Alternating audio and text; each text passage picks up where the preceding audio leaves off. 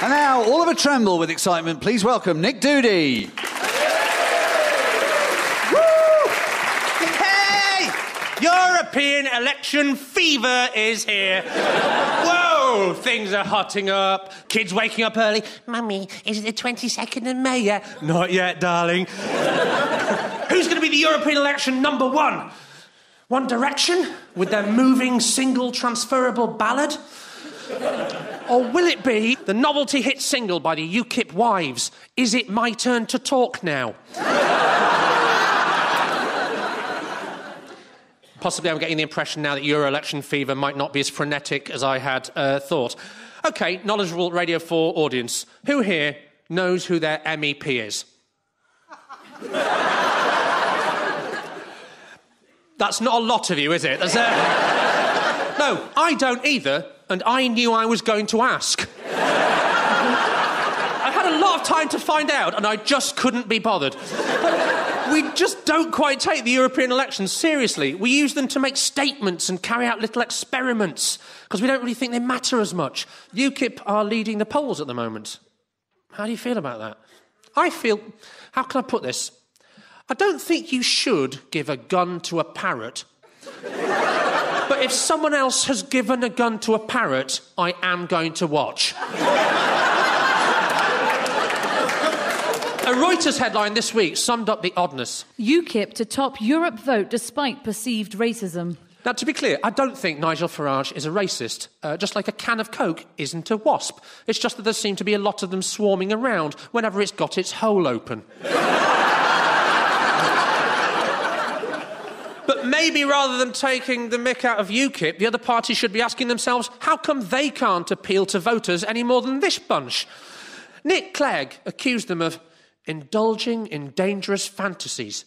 And he's right, but they all are. Nick Clegg's dangerous fantasy is that the Lib Dems will be a relevant political force after the next election. He has the look these days of a man with 6 months to live telling you what he wants for Christmas the year after next. I watched the Lib Dems party election broadcast by accident, and then I watched it again on purpose just to make sure I'd heard right. As far as I could tell, Nick Clegg's slogan was, and I quote, "Be for in." What language is that? Sounds like his writer's job has already been taken over by a robot. The Tories have their dangerous fantasies as well. Their record on Europe is horrible. Often they're literally fighting against the interests of the British people. George Osborne went to Brussels specifically to fight against imposing a cap on bankers' bonuses. It's as though the most pressing issue of the day was people waking up drained of blood with bites on their neck, and Cameron and Osborne leapt into action by taking the locks off windows and banning garlic.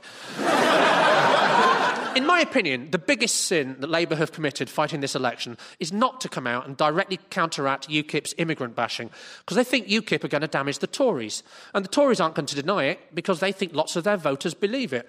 But if somebody keeps stirring up fear of ghosts, the way to counter is just turn on the lights and say, there's no such thing as ghosts. Don't go, and we'll be tough on ghosts as well, yes. Because once you start down that path, before you know it, you're standing there with an unlicensed particle accelerator strapped to your back, wondering why your new slogan is, who you're going to call? Which is still better than the Lib Dems slogan. Look, times are hard. People's belts are tighter than ever. Food banks are overwhelmed with genuinely needy people and Mail on Sunday reporters. But times are hard because of the global economic crisis, and the people who caused that aren't immigrants. My grandparents and my father were immigrants to this country from Ireland, and when the next wave of immigration came, they got new Indian neighbours in Manchester, the Patels. And like everybody in that position, they had the choice. They could react with fear, suspicion and muttering, or do what my granddad did, march round next door, knock, hold out his hand and go, I'm Lewis Doody, do you need to borrow any tools? For a while, the Doodys and the Patels used to go around each other's houses for dinner once a week. And you have to feel pretty sorry for the Indian family in that arrangement. There's an Irish family tasting their first curry. Meanwhile, the poor Patels are left every other week going, how many types of potato are there? A lot. There's a lot of potatoes. And we're having them all. We had a famine once, we're taking no chances now.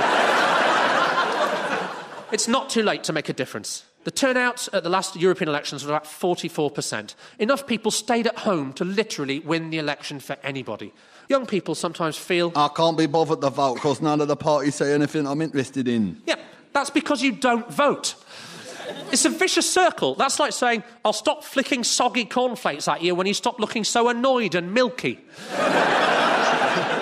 Aside from money, the only thing politicians need from the population is votes. And if you're not a source of votes, they don't care about you. I'm glad I'm putting out this message urging young people to vote on Radio 4, where it'll be heard by the overwhelmingly teenage audience. I vote for the same reason that I would punch a bear that was eating me. I don't think it'll make a big difference to the outcome. But at least that way it doesn't look like I want to be eaten by a bear. Please vote. Doesn't matter who for. I don't even care if you don't vote for a party. Spoil your ballot. Write none of the above on it. Whatever. At least you're sending some sort of message then. Because if you don't vote, the only message you're sending is, do what you want. I'm already bending over. Cheers.